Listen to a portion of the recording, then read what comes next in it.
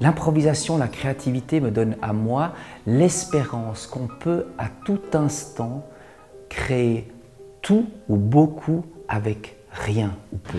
Et on a choisi de prendre deux pianistes qui sont eux-mêmes des compositeurs, et ces deux pianistes-compositeurs vont improviser, vont créer de la musique à partir de ce qui est en eux, à partir des traces inscrites, à partir de ce qui les constitue, à partir de ce qu'ils sont, s'appuyant sur ce qu'ils sont, sur ce qui les détermine, pour faire du nouveau, de l'imprévu, de l'inattendu, inventer quelque chose. Est-ce qu'on peut trouver des métaphores de cet inconscient dans certaines productions de l'humain, par exemple des créations? Et on s'est dit que la musique pouvait être un bon modèle. On pourrait essayer de prendre la création musicale comme un exemple de quelque chose qui émerge de l'inconscient dans l'instant, dans ce qu'on aime bien appeler la synchronie.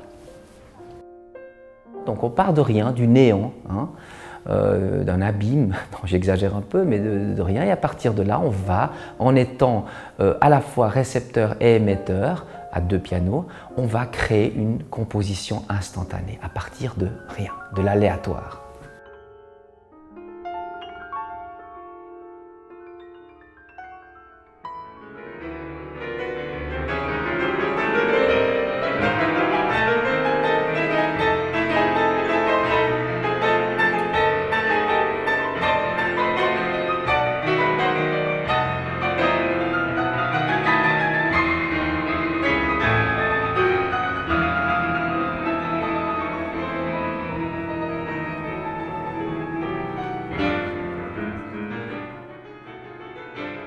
C'est vraiment nouveau pour un musicien de collaborer avec la science. C'est une expérience, je pense, unique.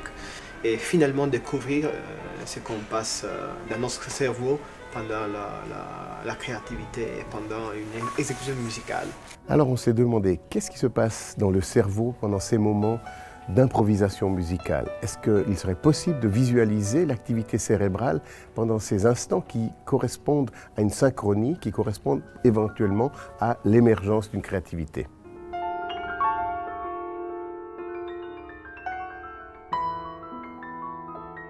C'est une expérience au présent qui implique une modification au présent.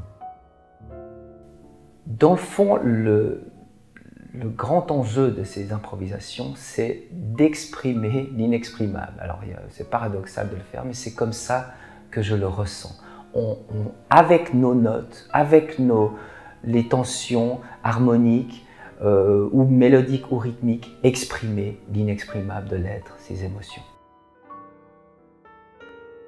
À partir de la création musicale, à travers la musique en train de se faire. On utilise ce qui nous fait pour faire différemment, pour devenir l'auteur et l'acteur de son propre devenir, pour inventer son destin.